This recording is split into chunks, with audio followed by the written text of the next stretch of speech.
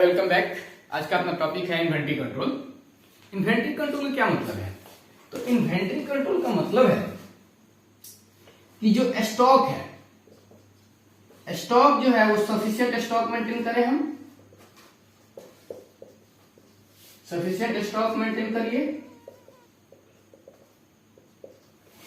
मतलब आप उतना स्टॉक मेंटेन करिए जिससे आपका जो प्रोडक्शन है वो स्मूथ चले, लेकिन जो स्टॉक है वो अननेसेसरी लार्ज स्टॉक जो है आप मेंटेन नहीं करें। सफिशिएंट स्टॉक का मतलब है कि जो हमारा स्टॉक का लेवल है वो ऐसा होना चाहिए कि जो भी हमारा स्टॉक का रिक्वायरमेंट है प्रोडक्शन के लिए, उसके लिए हमें कम ना पड़े और हमको अननेसेसरी लार्ज स्टॉक मेंटेन भी नहीं करना पड़े। क्योंकि अगर हम जो स्टॉक का लेवल है वो अगर ज्यादा कम रखते हैं तो उसके चलते अगर हमारा प्रोडक्शन लॉस होता है, तो प्रोडक्शन लॉस अगर होता है तो ये फाइनेंशियल लॉस भी होगा उससे, और हम समय से डिलीवरी नहीं दे पाए तो हमारा रिपुटेशन का भी लॉस होगा, गुडविल का भी लॉस होगा, जिससे हमें आगे चल के और फाइनेंशियल लॉस हो सकता है। और अगर हम स्टॉक जो है लार्ज क्वांटिटी में हेल्ड करें तो उससे हमारा जो फंड है वो ज्यादा लगेगा, तो कॉस्ट ऑफ फंड हमारा बढ़ेगा, पिलफरेज ज्यादा होंगे, ऑब्सोलेंसेस ज्यादा होंगे, कैरिंग कॉस्ट हमारा ज्यादा लगेगा।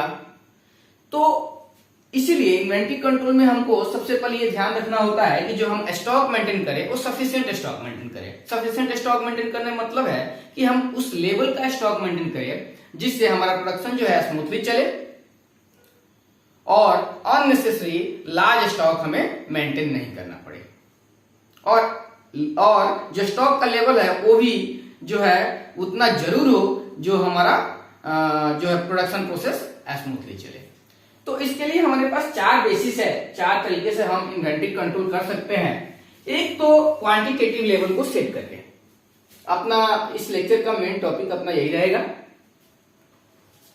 तो हम क्वांटिटेटिव लेवल को सेट करके इन्वेंटरी कंट्रोल कर सकते हैं। दूसरा बेसिस है या दूसरा मेथड हो सकता है हमारे लिए रिलेटिव क्लासिफिकेशन के आधार पे इन्वेंटरी कंट्रोल हम कर सकते हैं। रेशियो एनालिसिस के आधार पे हम यूज करके हम इन्वेंटरी कंट्रोल कर सकते हैं, और फिजिकल कंट्रोल के द्वारा हम इन्वेंटरी कंट्रोल कर सकते हैं। ये चार बेसिस है हमारे पास इन्वेंटरी कंट्रोल के लिए। तो हम सबसे पहला बाय सेटिंग क्वांटिटेटिव लेवल, इसको हम देखते हैं।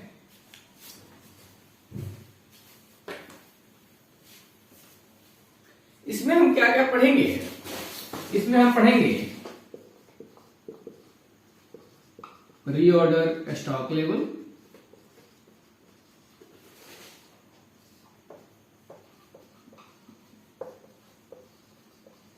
Point two order. इसमें हम लोग क्या क्या पढ़ेंगे देखते हैं। रीऑर्डर स्टॉक लेवल जानेंगे हम लोग। दूसरा reorder stock quantity,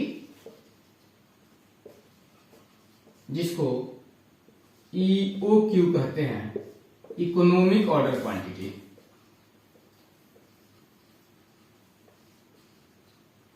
order quantity. तीसरा मैक्सिमम स्टॉक लेवल।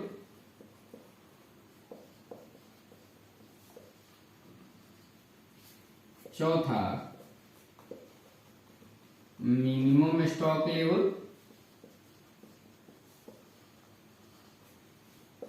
पांचवा एवरेज स्टॉक लेवल।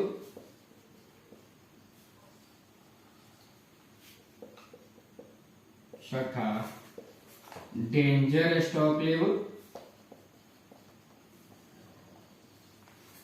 और सातवां बफर स्टॉक।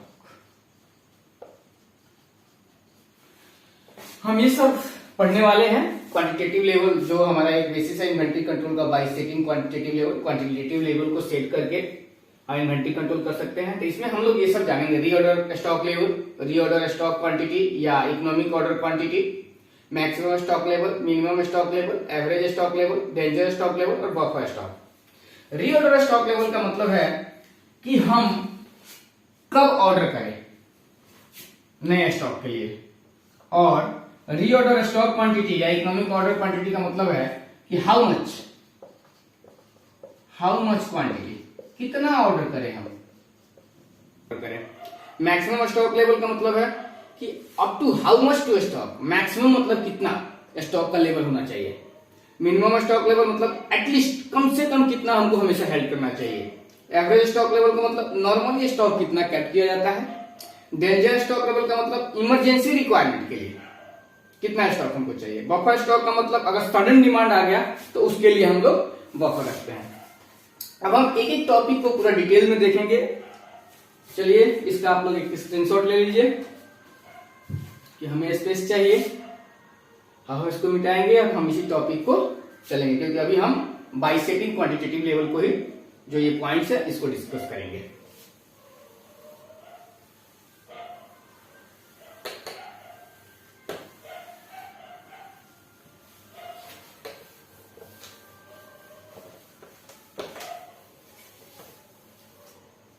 चलिए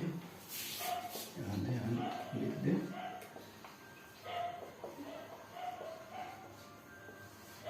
अब हमारा जो पहला था reorder stock level,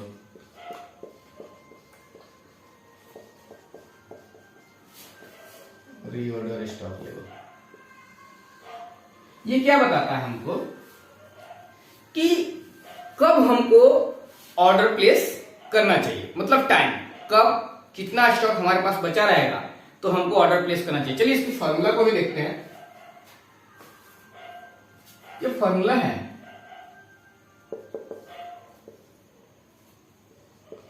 reorder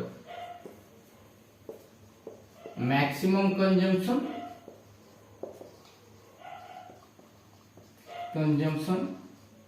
into maximum lead time तो बोल सकते हैं, जहां जहां हम लीड टाइम बोल रहे हैं उसको रीऑर्डर पीरियड भी बोलते हैं, रीऑर्डर पीरियड। मतलब जब हम रीऑर्डर स्टॉक लेवल को हम जब कंप्यूट करेंगे कि मतलब हमें ऑर्डर कब प्लेस करना चाहिए, तो हमको क्या ध्यान रखना होगा कि मैक्सिमम कंजम्पशन क्या है। मैक्सिमम कंजम्पशन मतलब मान लीजिए कोई भी पीरियड है, प्रोडक्शन का पीरियड है, पर आवर ले सकते हैं, यहाँ पर डे ले लीजिए, पर वीक ले सकते हैं, जैसे क्वेश्चंस पे रिक्वायरमेंट है वैसे आप देखेंगे। मतलब जो भी एक्टिविटी है मैक्सिमम कंजम्पशन और maximum lead time, maximum lead time का मतलब या मैक्सिमम रीऑर्डर पीरियड भी बोलते हैं लीड टाइम को हम रीऑर्डर पीरियड भी बोलते हैं। तो मैक्सिमम कंजम्पशन, तो मैक्सिमम कंजम्पशन का मतलब क्या है, जो भी पीरियड है उसका जो हमारा मैक्सिमम कंजम्पशन का रेट क्या है इनटू उसमें maximum lead time. Lead time का मतलब है, मैक्सिमम लीड टाइम का मतलब है जब हम ऑर्डर प्लेस कर रहे हैं उस समय से लेकर और जब वो ऑर्डर जो हम प्लेस किए उसका जो डिलीवरी हमको स्टोर पे मिल गया, इस पीरियड के बीच का जो इस बीच का पीरियड है, मतलब जब हम ऑर्डर प्लेस किए तब से लेकर और जब हमको डिलीवरी मिला स्टोर पे तब तक, इस बीच के पीरियड को हम लोग बोलते हैं लीड टाइम। तो इसमें जो मैक्सिमम कितना समय लगेगा ऑर्डर प्लेस करने से लेकर उसका डिलीवरी हमारे स्टोर तक आने का, वो पीरियड हमारा हो जाएगा मैक्सिमम लीड टाइम।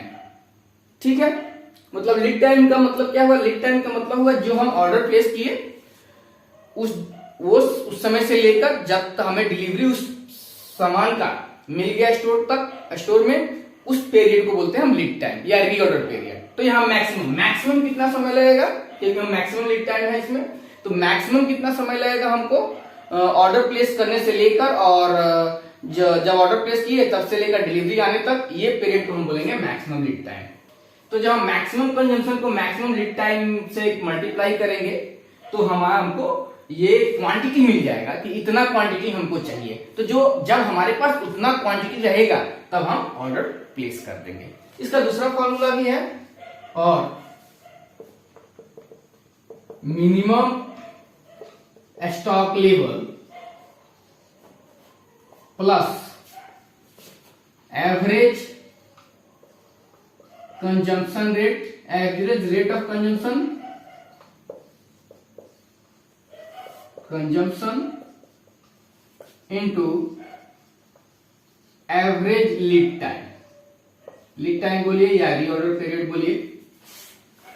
इसका एक और फॉर्मूला है, हम लोग सब इस पे क्वेश्चंस को सॉल्व करेंगे। अभी हम लोग इसको समझने की कोशिश करते हैं। एक और है इसका फॉर्मूला, या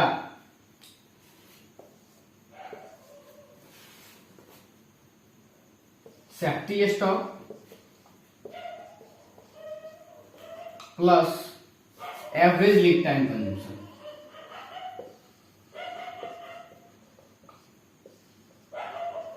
एवरेज लीड टाइम कंजम्पशन,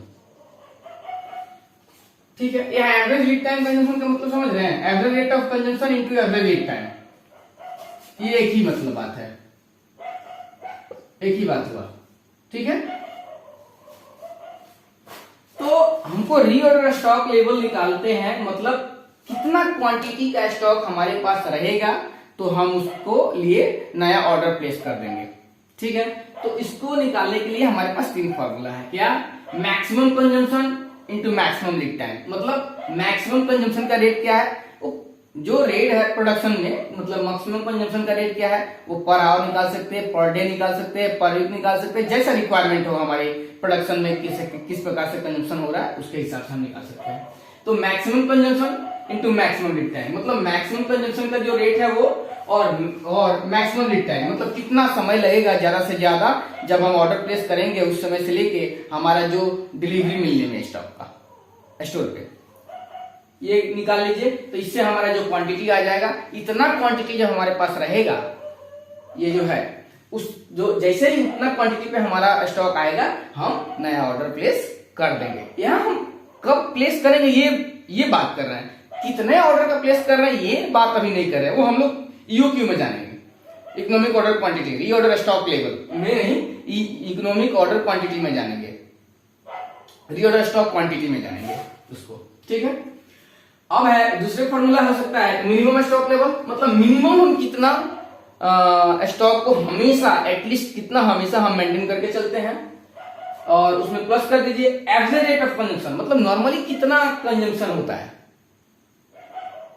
ठीक है, उसका कंजम्पशन का रेट क्या है, इनटू एवरेज लीड टाइम, मतलब नॉर्मली हम कितना कंजम्पशन होता है और उसमें गुणा कर दीजिए एवरेज लीड टाइम में, मतलब नॉर्मली कितना समय लगता है हम ऑर्डर करते हैं जब हमारे पास डिलीवरी मिलता है उस समय, उसमें का पीरियड का, तो इसको हम एवरेज लीड टाइम बोलेंगे, ठीक है। यहाँ था कि मैक्सिमम कितना पीरियड लगता है जब हम ऑर्डर किए तब से लेकर हमारा डिलीवरी सब मिलने तक का पीरियड, मैक्सिमम कितना लगेगा, वहां ये ले रहे थे। यहाँ क्या ले रहे हैं, यहाँ ले रहे हैं हम लोग एवरेज रेट ऑफ कंजम्पशन और एवरेज लीड टाइम, मतलब नॉर्मली कितना समय लगता है जब हम ऑर्डर प्लेस करते हैं उस समय से लेकर डिलीवरी हमारे पास आने तक, स्टोर तक आने तक, ठीक है। तो ये कर लीजिए, या तीसरा फॉर्मूला हम इसमें यूज कर सकते हैं, safety stock plus average lead time consumption. Average lead time consumption का मतलब वही हुआ average rate of consumption into average lead time, तो हमारा एवरेज लीड टाइम कंजम्पशन आएगा, ठीक है। इसको आप नोट कर लीजिए।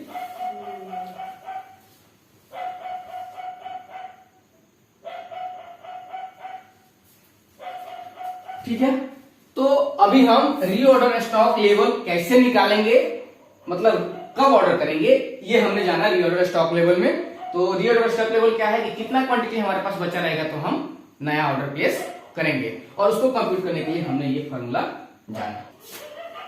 दूसरा हमारा है रीऑर्डर क्वांटिटी या इकोनॉमिक ऑर्डर क्वांटिटी भी इसको बोलते हैं, जिसको हम लोग कॉमनली ईओक्यू बोलते हैं। इसमें हम लोग क्या जानेंगे, इसमें हम लोग जानेंगे, देखिए रीऑर्डर स्टॉक लेवल में क्या जाने कि कब ऑर्डर करें, मतलब कितना क्वांटिटी हमारे पास बचा हुआ है तो हम नया ऑर्डर प्लेस कर दें, ठीक है। अब है रीऑर्डर क्वांटिटी या इकोनॉमिक ऑर्डर क्वांटिटी ईओक्यू, इसमें क्या जानेंगे कि जो हम ऑर्डर प्लेस कर रहे हैं तो कितने क्वांटिटी के लिए ऑर्डर प्लेस करें। इसमें हम लोग जानेंगे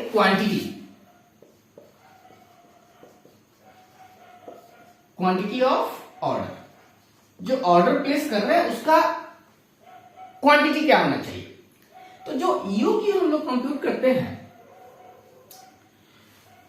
वो ऐसा लेवल है, मतलब जो ऑर्डर इकोनॉमिक ऑर्डर क्वांटिटी जो हम लोग बोल रहे हैं ईओक्यू, उसमें क्या है जब मतलब कितना क्वांटिटी का ऑर्डर प्लेस करें, तो ये जो कंप्यूट करते हैं हम लोग ईओक्यू, जो कि कितना क्वांटिटी का ऑर्डर हम प्लेस करें, उस लेवल पे टोटल ऑर्डरिंग कॉस्ट और कैरिंग कॉस्ट जो है मिनिमम होता है। ये ऐसा क्वांटिटी है जो हम ये ईओक्यू निकालते हैं, कितना क्वांटिटी ऑर्डर करें तो इस ईओक्यू लेवल पे जो हम क्वांटिटी कंप्यूट करते हैं, इस पे जो हमारा ऑर्डरिंग कॉस्ट है, टोटल ऑर्डरिंग कॉस्ट, ऑर्डर करने का कॉस्ट बताते हैं इसमें ऑर्डरिंग कॉस्ट में क्या क्या आता है, और जो कैरिंग कॉस्ट है, कैरिंग कॉस्ट है वो मिनिमम होता है, लोएस्ट होता है। मतलब ये क्वांटिटी कंप्यूट, जो ये क्वांटिटी जो ऑर्डर कर रहे हैं उस पे हमारा जो टोटल ऑर्डरिंग कॉस्ट है हमारा, और कैरिंग कॉस्ट जो है वो टोटल ही, मतलब ऑर्डरिंग कॉस्ट और कैरिंग कॉस्ट दोनों ही मिनिमम होता है ईओक्यू क्वांटिटी के लेवल पे। ठीक है, यहां हम देखते हैं कि ऑर्डरिंग कॉस्ट में क्या क्या आता है और कैरिंग कॉस्ट में क्या क्या आता है। सबसे पहले इसके फॉर्मूला को देखते हैं। ईओक्यू का फॉर्मूला क्या होता है, अंडर रूट 2AO बाई सी। मतलब ए मतलब annual requirement, annual requirement in quantity. ठीक है, ओ मतलब ordering cost per order. C का मतलब क्या है, यहां सी का मतलब है कैरिंग कॉस्ट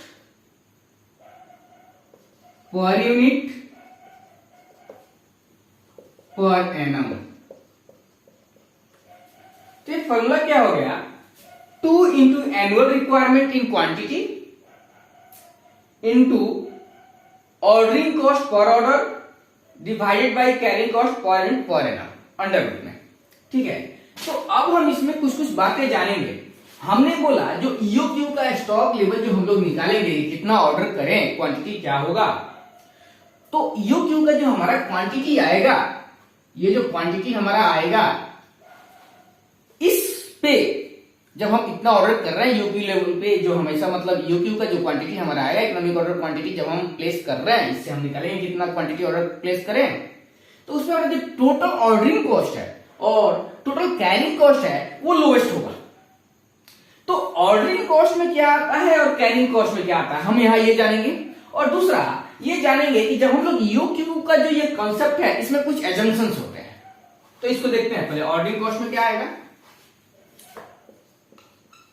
ऑर्डरिंग कॉस्ट। तो ऑर्डरिंग कॉस्ट में क्या आएगा, ऑर्डरिंग कॉस्ट में यहां आता है जो परचेज हम प्लेस करते हैं उससे रिलेटेड कॉस्ट, मतलब ट्रांसपोर्टेशन का कॉस्ट, कॉस्ट ऑफ परचेज नहीं आएगा, लेकिन उससे रिलेटेड कॉस्ट जो ऑर्डर प्लेस करने से जो हमारा कॉस्ट होता है। इसे मान लीजिए जो इन्विटेशन मांगे हमने, कोटेशन का जो इन्विटेशन मांगा उसका जो कॉस्ट है, फिर ट्रांसपोर्टेशन का कॉस्ट हो गया, उसके बाद से आपका जो एम्प्लॉई है इसमें जो केवल और मतलब परचेज में इंगेज है उसका कॉस्ट, परचेज ऑर्डर जो प्रिपेयर कर रहे हैं उसका कॉस्ट।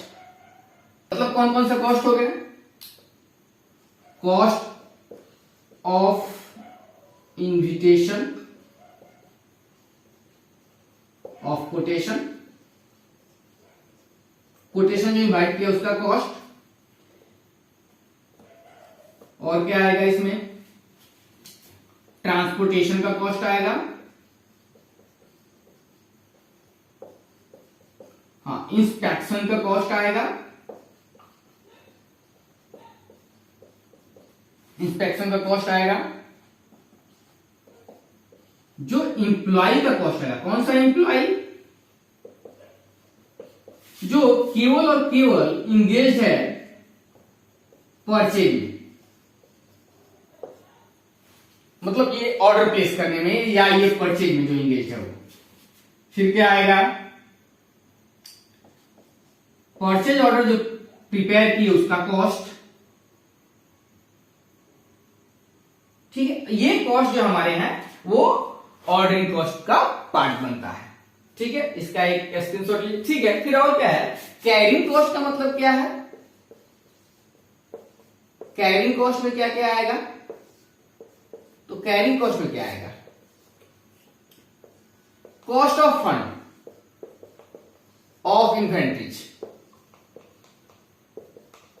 मतलब जो इन्वेंट्री हम हमेशा स्टोर में रख रहे हैं, मेंटेन कर रहे हैं, उसके लिए फंड लगा होगा। तो जो फंड का कॉस्ट मतलब जो इसमें फंड लगाए उस पे इंटरेस्ट तो लगेगा ना। तो कॉस्ट ऑफ फंड का मतलब इंटरेस्ट हो गया, जो फंड लगाए हम इन्वेंट्री में वो।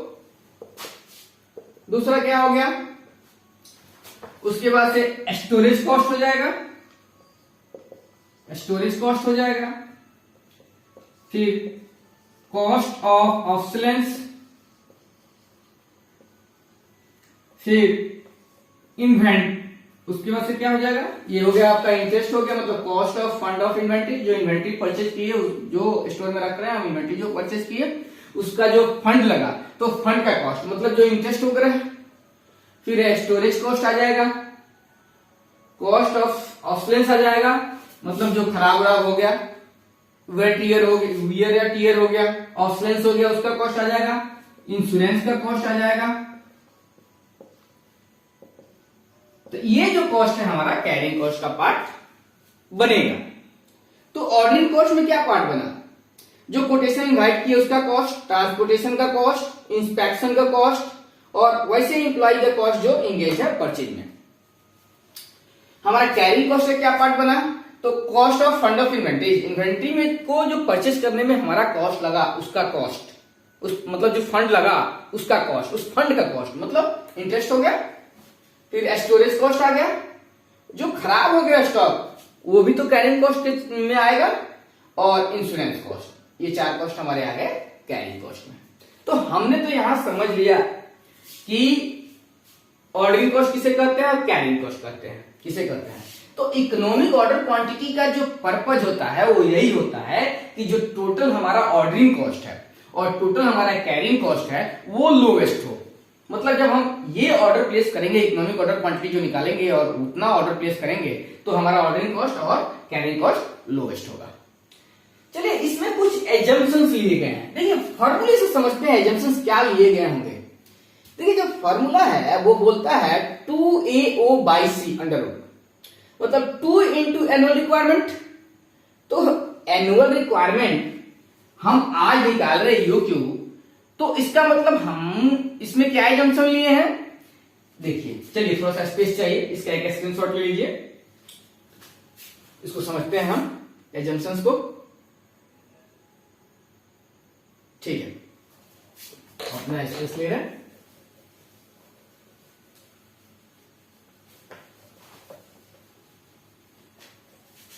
देखिए हम यही से समझेंगे कि एजम्पशन क्या लिया गया होगा। एजम्पशंस क्या रहता है इसमें, UQ में क्या एजम्पशन लेके चलते हैं। जो ये फॉर्मूला ड्राफ्ट किया गया इसमें क्या एजम्पशन लिया गया है, इसमें क्या लिया गया है, एनुअल रिक्वायरमेंट जो है, देखिए इसको ही समझेंगे, यही समझ में आ जाएगा। एनुअल रिक्वायरमेंट जब आज हम ऑर्डर कर रहे हैं और फॉर्मूले में लिए हैं 2 into annual requirement into ordering cost divide by carrying cost under root में, इसका मतलब है कि हमें मालूम है कि एनुअल रिक्वायरमेंट कितना होगा, तो एक एजम्पशन यही हो गया। एनुअल रिक्वायरमेंट नॉन है, ये एंटीसिपेटेड है,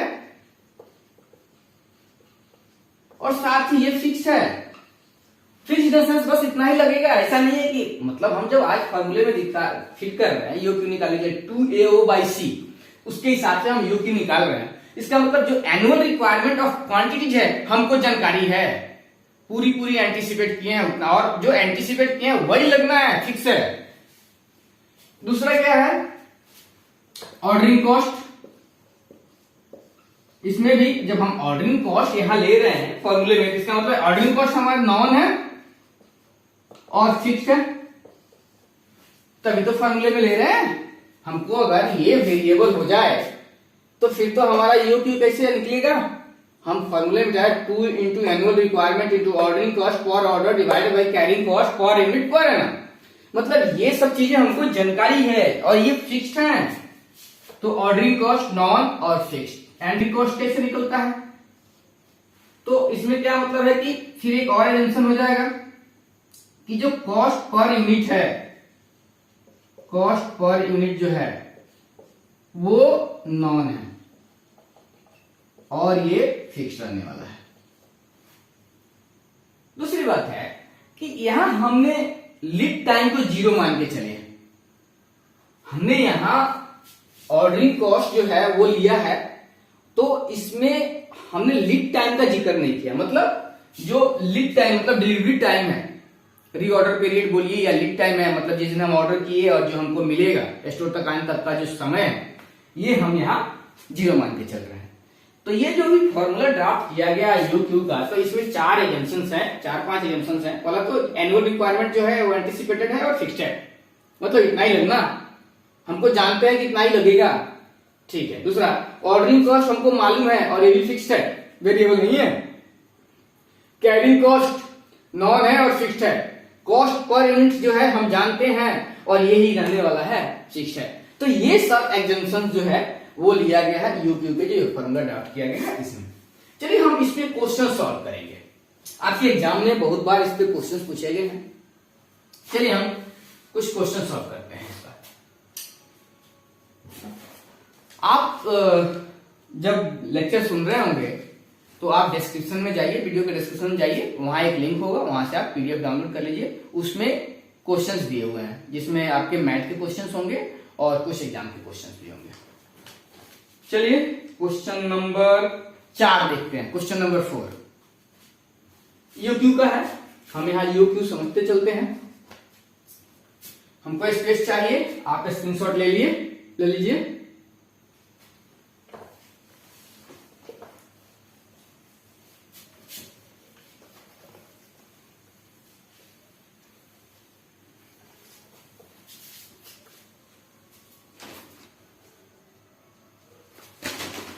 ठीक है, तो क्वेश्चन नंबर 4 क्या बोलता है? क्वेश्चन नंबर 4 बोल रहा है calculate the economic order quantity from the following information. मतलब कुछ इंफॉर्मेशन आपको दिया गया है, इससे आप यूक्यू कंप्यूट करिए, इकोनॉमिक ऑर्डर क्वांटिटी कंप्यूट करिए। Also state the number of order to be placed in the year. तो जो चीज मांगा है हमको क्वेश्चन नंबर 4 में क्या क्या मांगा है? पहला बोल रहा है यूक्यू बताओ, इकोनॉमिक ऑर्डर क्वांटिटी। और दूसरा क्वेश्चन का डिमांड क्या है? Number of orders.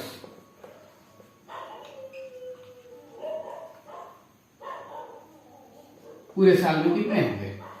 तो दो चीज हमको क्वेश्चन में मांगा है। पहला कि इकोनॉमिक ऑर्डर क्वांटिटी क्या होगा वो हमें बताइए, और दूसरा नंबर ऑफ ऑर्डर कितने होंगे पूरे साल में। क्वेश्चन क्या बोल रहा है कि consumption of material per annum.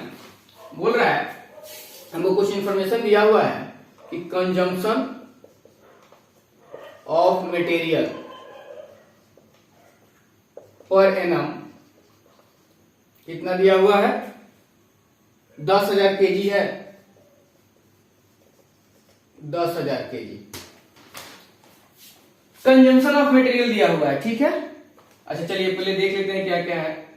Order placing cost per order, ordering cost per order दिया हुआ है, ऑर्डरिंग कॉस्ट पर ऑर्डर दिया हुआ है ₹50 पर ऑर्डर है। तीसरा हम क्या दिया हुआ है? Cost per KG of raw material, cost of raw material per KG दिया हुआ है, कितना है? ₹2। ठीक है, और स्टोरेज कॉस्ट क्या दिया हुआ है हमको? 8% on average inventory.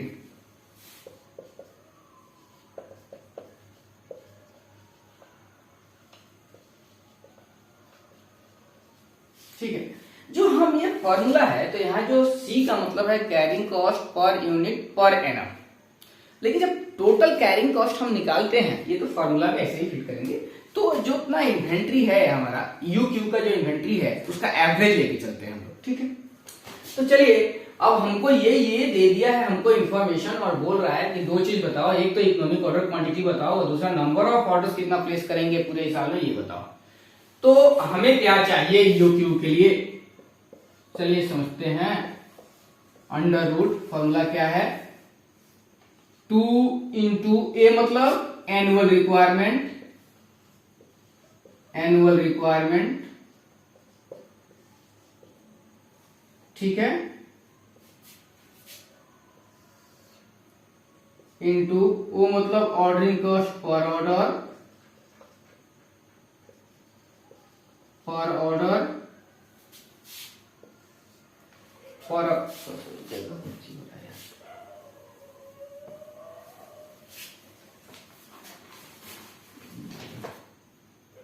EOQ।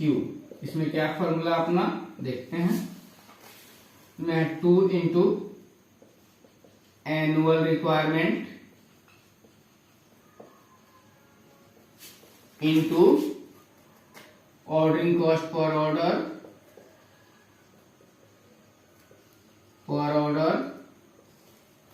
Divided by C का मतलब क्या है, carrying cost per unit per annum. चलिए, तो कंजम्पशन ऑफ मटेरियल हमको दिया हुआ है पर एनम, तो वही तो हुआ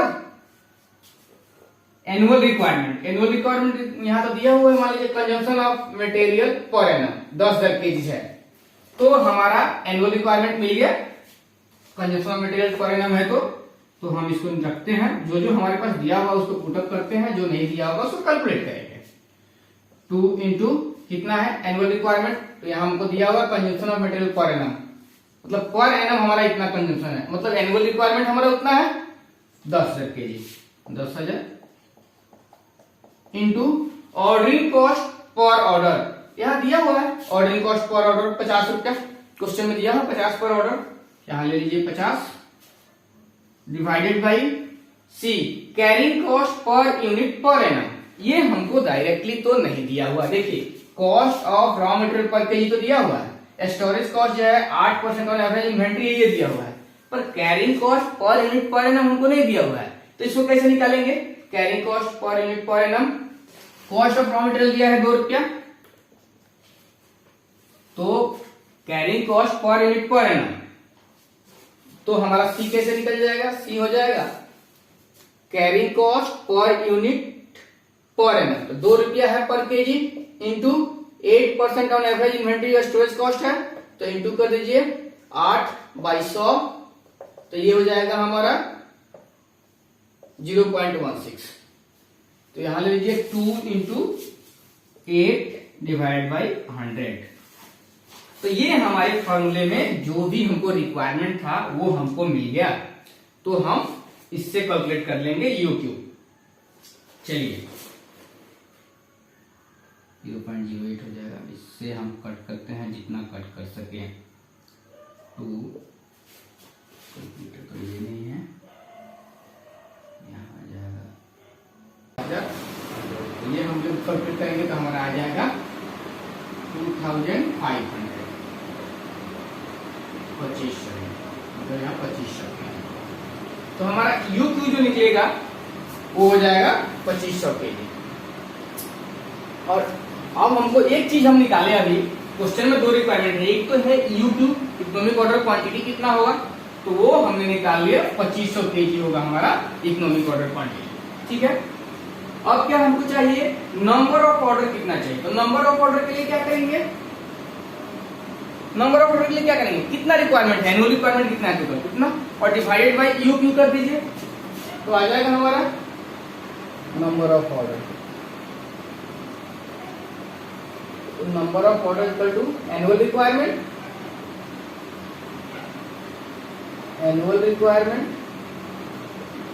डिवाइडेड बाय EOQ, तो हमारा आ जाएगा कि कितना नंबर ऑफ ऑर्डर प्लेस करेंगे पूरे साल में। तो हमारा क्या है, एनुअल रिक्वायरमेंट कितना है 10,000 केजीज, 10,000 और डिवाइडेड बाई 2500, तो 4 हो जाएंगे। नंबर ऑफ ऑर्डर कितना प्लेस करना होगा, तो 4 करना पड़ेगा, तो हमारा दोनों रिक्वायरमेंट फुलफिल हो गया। हाँ, चलिए आगे देखते हैं, एक और क्वेश्चन सॉल्व करते हैं, इसके बाद क्वेश्चन नंबर 5, आप इसका स्क्रीनशॉट ले लीजिए।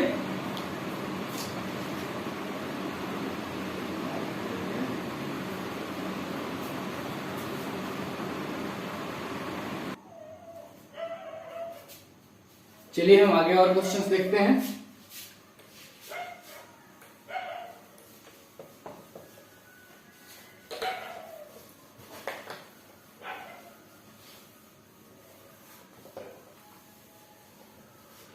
अब हम क्वेश्चन नंबर 5 देखेंगे।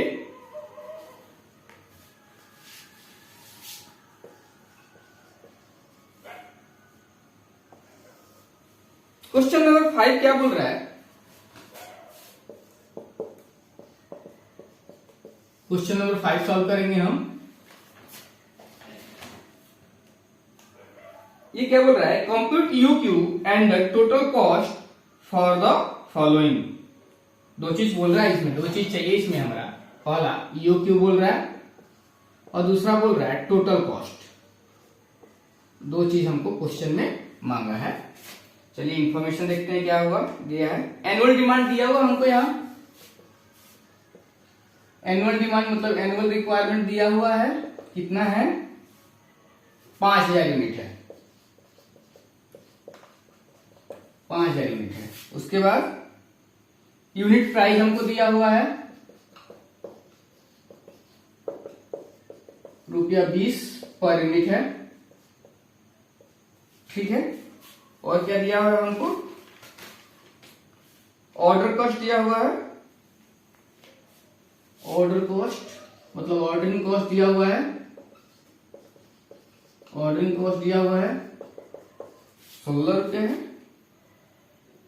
16 रुपये है। स्टोरेज रेट दिया हुआ है हमको।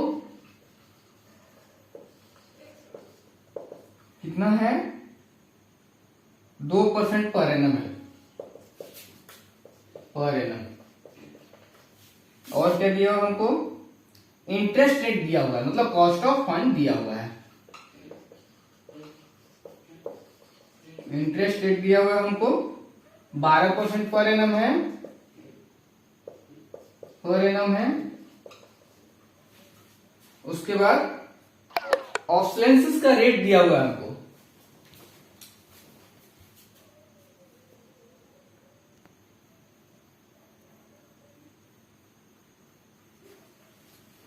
ठीक है।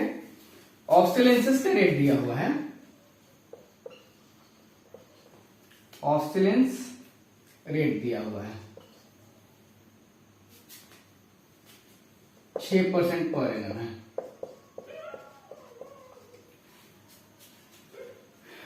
ठीक। और दूसरा जो determine the total cost that would result for the item if a new price 12.8। चलिए पहले इसको सॉल्व करते हैं। इसमें हमको दो चीज मांगा है। एक क्वेश्चन का पार्ट 1 है। क्वेश्चन नंबर 5 का ये 1 का 1 और 2 है। इसमें कुछ कंडीशन चेंज करके फिर पूछा हुआ है। तो चलिए पहले हम इसको सॉल्व करते हैं। क्या बोल रहा है?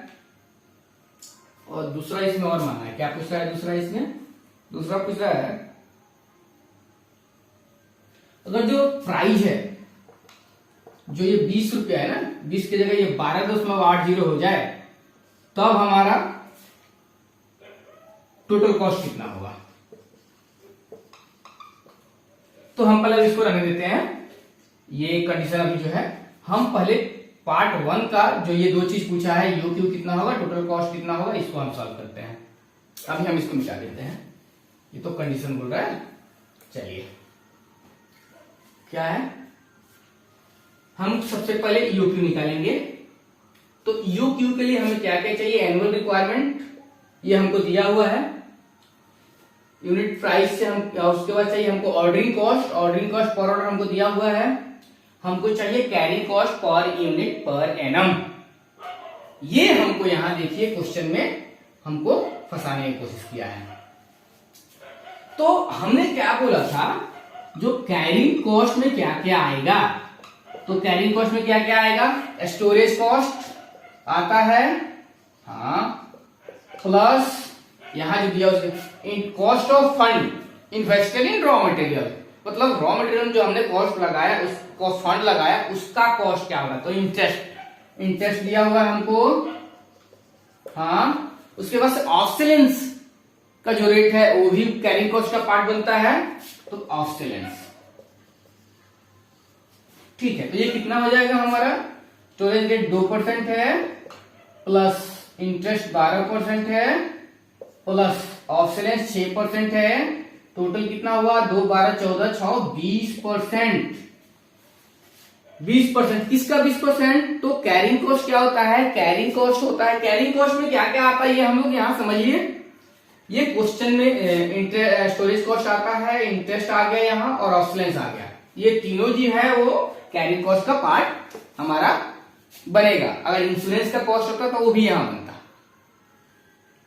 ठीक है, यहां हमारा जो क्वेश्चन में दिया हुआ है स्टोरेज, इंटरेस्ट और ऑब्सोलेंस, ये तीनों ही कैरिंग कॉस्ट का पार्ट बनता है। तो ये तीनों का परसेंटेज लेता है ना 20% हुआ। हमें चाहिए carrying cost per unit per annum. तो पर यूनिट कॉस्ट क्या है? तो पर यूनिट कॉस्ट है हमारा 20 रुपया। तो 20 इंटू 20%, 20 का 20%, 20 इंटू 20/100।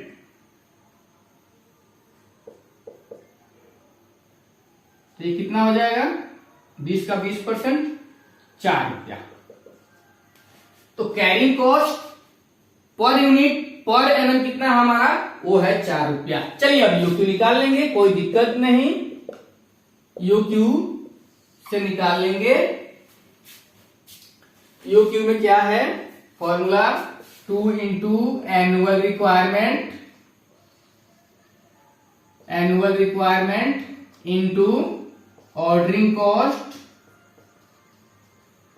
पर order divided by carrying cost per unit per annum. तो हमने निकाल लिया। क्योंकि हमारा एनुअल डिमांड बताया है, मतलब एनुअल रिक्वायरमेंट हमको दिया हुआ है, तो ये हो जाएगा हमारा 2 इंटू एनुअल डिमांड, मतलब एनुअल रिक्वायरमेंट 5000 है। Ordering cost per unit, ordering cost per order है 16 रुपया और carrying cost per unit per annum हमारा 4 रुपया है। तो यहाँ इस क्वेश्चंस में आपको कैरिंग कॉस्ट में फंसाने की कोशिश किया है। तो हमको ध्यान रखना होगा कैरिंग कॉस्ट में क्या क्या आता है, कैरिंग कॉस्ट में क्या क्या मतलब आता है, क्या क्या पार्ट बन सकता है कैरिंग कॉस्ट का। तो हमें ये सब चीज ध्यान रखना होगा। ठीक है, तो यहाँ स्टोरेज, इंटरेस्ट और ऑब्सोलेंस, ये तीनों जो है वो कैरिंग कॉस्ट का पार्ट है। तो ये इतना परसेंट आया कैरिंग कॉस्ट। और कैरिंग कॉस्ट जो हमको लेना होता है वो क्या लेना होता है? Carrying cost per unit per annum. तो पर यूनिट कॉस्ट 20 रुपया है और कैरिंग कॉस्ट 20% आया तो इसका 4 रुपया पर यूनिट हो गया। 4 रुपया हो गया carrying cost per unit per annum divide by ₹4। ठीक है, इसको हम लोग निकाल लेंगे कैलकुलेटर से। तो हमारा कितना आ जाएगा? ये हमारा आ जाएगा 200 यूनिट।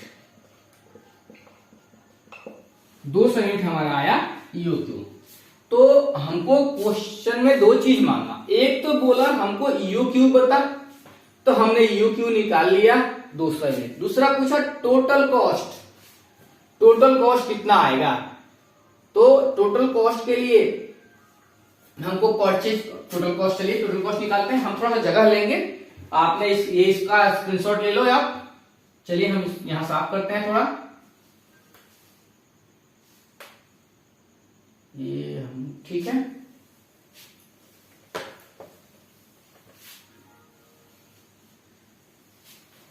हमको चाहिए टोटल कॉस्ट। यहां निकालते जाते हैं, पुट अप करते जाते हैं। टोटल कॉस्ट निकाल रहे हैं इसका, टोटल कॉस्ट।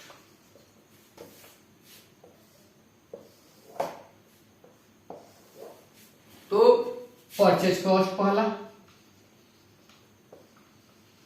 परचेज कॉस्ट ये कितना आ जाएगा? परचेज कॉस्ट कितना यूनिट है टोटल साल का? 5000 यूनिट है, इंटू 20 रुपया है, तो ये आ गया हमारा 1 लाख। ठीक है, उसके बाद क्या होगा? ऑर्डरिंग कॉस्ट होगा, ऑर्डरिंग कॉस्ट होगा तो 16 रुपया पर ऑर्डर है। नंबर ऑफ ऑर्डर कितने होंगे? तो नंबर ऑफ ऑर्डर जो है यहाँ हमें नंबर ऑफ ऑर्डर चाहिए, जानकारी होना चाहिए। तो नंबर ऑफ ऑर्डर ये हो जाएंगे annual requirement divided bye EOQ 200। तो 25 ऑर्डर होंगे, टोटल 25 ऑर्डर होंगे। तो ऐसे निकाल सकते हैं हम 5000 डिवाइडेड बाई 200, तो इससे हमारा आ गया नंबर ऑफ ऑर्डर इंटू 16 रुपया, तो 25, 250, 25, 150, ये हो जाएगा 400 रुपया। ठीक है,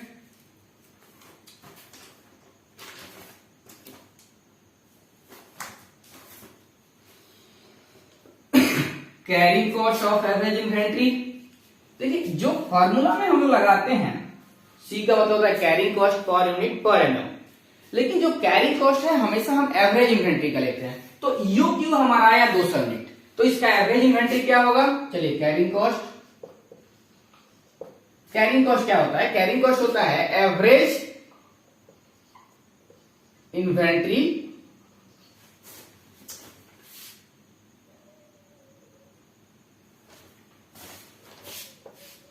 जो कैरिंग कॉस्ट लेते हैं वो एवरेज इन्वेंट्री का कैरिंग कॉस्ट लेते हैं हम लोग। ठीक है, तो एवरेज इन्वेंट्री कितना होगा हमारा? 200 यूक्यू है, तो EOQ डिवाइडेड बाई 2 कर दीजिए, तो हमारा एवरेज इन्वेंट्री आ जाएगा हमको। ठीक है, और उसमें तो ये इससे निकालते हैं कितना, 200 है EOQ डिवाइडेड बाई 2, तो इससे आ गया हमारा average inventory into carrying cost हमारा आया पर यूनिट पर एनम 4 रुपया, तो हमारा कितना हो जाएगा? ये हो जाएगा 400 रुपया।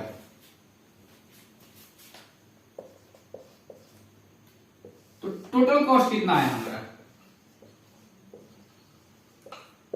टोटल कॉस्ट में क्या आएगा? परचेज कॉस्ट आएगा, ऑर्डरिंग कॉस्ट आएगा और कैरिंग कॉस्ट आएगा। ठीक है, तो परचेज कॉस्ट मतलब annual requirement into unit cost, तो हमारा आ गया purchase price cost total. Ordering cost मतलब नंबर ऑफ ऑर्डर कितना प्लेस करेंगे into ordering cost per order. तो नंबर ऑफ ऑर्डर कैसे निकालेंगे? Annual requirement divided by EOQ, तो हमारा आ जाएगा कि नंबर ऑफ ऑर्डर कितना प्लेस करेंगे, उसमें इनटू मल्टीप्लाई कर दीजिए आप ऑर्डरिंग कॉस्ट पर ऑर्डर से, तो ये हमारा आ जाएगा ऑर्डरिंग कॉस्ट। ठीक है, जो कैरिंग कॉस्ट लेते हैं टोटल कॉस्ट के लिए, जो कैरिंग कॉस्ट लेते हैं वो एवरेज इन्वेंट्री का कैरिंग कॉस्ट लेते हैं। एवरेज इन्वेंट्री मतलब EOQ डिवाइड बाई 2। ठीक है, तो EOQ है 200 डिवाइड बाई 2, तो ये हमारा आ गया एवरेज इन्वेंट्री और इनटू कैरिंग कॉस्ट पर एनम, तो ये 4 रुपये हम लोग निकाले थे, तो ये आ गया हमारा यहाँ। तो ये टोटल कितना हो जाएगा? 1,08,000, ये हमारा हो गया आपका टोटल कॉस्ट। और इसमें दूसरा पार्ट क्या बोल रहा था क्वेश्चन का? ये क्वेश्चन जो है हमारा क्वेश्चन नंबर 5, क्वेश्चन नंबर 5 में दो क्वेश्चन था, एक क्वेश्चन नंबर 5 का 1, एक क्वेश्चन नंबर 5 का 2। तो क्वेश्चन नंबर 5 का 1 अभी हम लोग निकाले हैं, क्वेश्चन नंबर 5 का 2 अब हम लोग निकाले। चलिए इसका आप ले लीजिए, स्क्रीनशॉट ले लीजिए। अब हम 5 का 2 सॉल्व करेंगे, ये 5 का 1 था।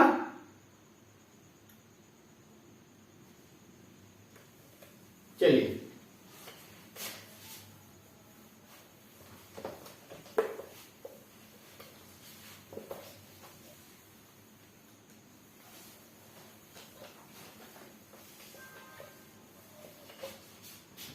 5 का 2 क्या बोलता है? 5 का 2 बोलता है कि जो क्वेश्चन 1 में है वही रहेगा, लेकिन बोलता है कि जो यूनिट कॉस्ट है, यूनिट प्राइस है, वो है 12.80। बोल रहा है कि जो हमने अभी बताया कि यूनिट कॉस्ट, एनुअल रिक्वायरमेंट ये है, ऑर्डरिंग कॉस्ट ये है, सब वही रहेगा। कैरिंग कॉस्ट में ऑब्सटेंसेस इतना है, इंटरेस्ट इतना है, उसके बाद से था इसमें कि स्टोरेज रेट इतना है, वो सब उतना ही रहेगा, बस यूनिट प्राइस हमको चेंज कर दिया। बोला जो 20 रुपया जो था, जो 5.1 में हमने देखा, वो 2 में क्या बोल रहा है कि यूनिट कॉस्ट जो है वो 20 नहीं है, इसको मान लीजिए 12.80 पर यूनिट है। तो अब हमको बताइए कि टोटल कॉस्ट क्या होगा। तो इस टोटल कॉस्ट कैसे निकालते हैं? टोटल कॉस्ट को निकालने के लिए हमको ऑर्डरिंग कॉस्ट चाहिए, टोटल ऑर्डरिंग कॉस्ट चाहिए, कैरिंग कॉस्ट चाहिए और परचेज प्राइस और एनुअल रिक्वायरमेंट चाहिए। तो इसके लिए हमको EOQ निकालना पड़ेगा। जब तक हम EOQ निकालेंगे नहीं, क्योंकि जो हम क्वेश्चन का दूसरे पार्ट में जाते हैं तो वहां हमको यू क्यू नहीं बोला है कि हमको यू क्यू बताओ, वहां सिर्फ बता रहा है कि टोटल कॉस्ट क्या होगा अगर जो प्राइस है यूनिट प्राइस 20 के जगह 12.8 हो गया तो ठीक है।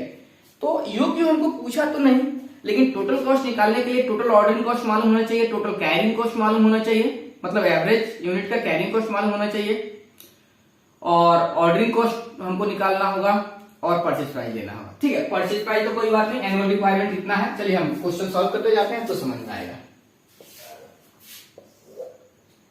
तो परचेज प्राइस लेते हैं तो यहाँ 5000 है और इंटू कर देंगे 12.80, तो हमारा ये आ जाएगा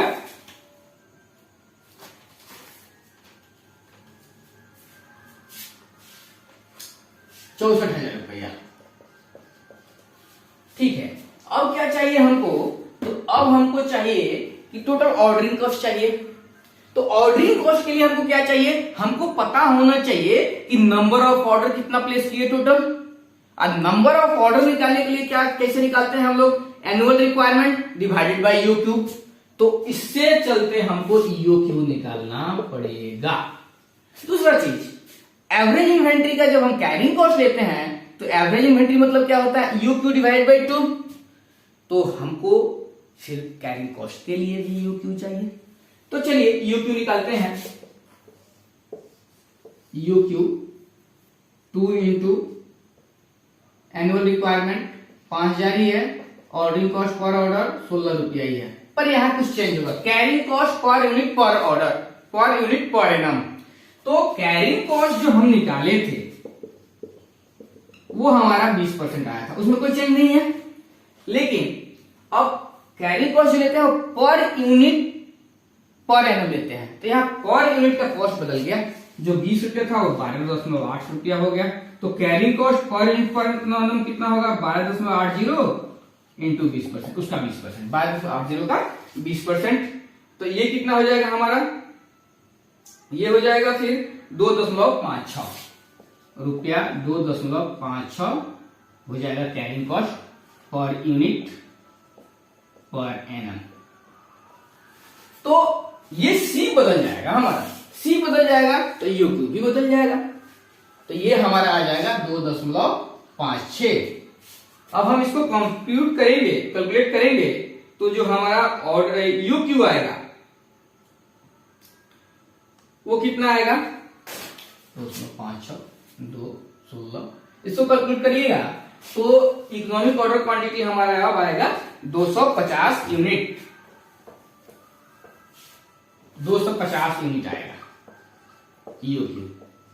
अब चूंकि हमारा जो यू क्यू है वो बदल गया, पहले आया था 200 यूनिट, अब आया 250 यूनिट। तो जब 250 यूनिट आ गया तो जब हम ऑर्डरिंग कॉस्ट निकालेंगे, ऑर्डरिंग कॉस्ट, तो नंबर ऑफ ऑर्डर यहां बदल जाएगा, नंबर ऑफ परचेज ऑर्डर। तो नंबर ऑफ परचेज ऑर्डर क्या होगा, annual requirement 5000 divided by you Q 250 unit. तो ये कितना हो जाएगा,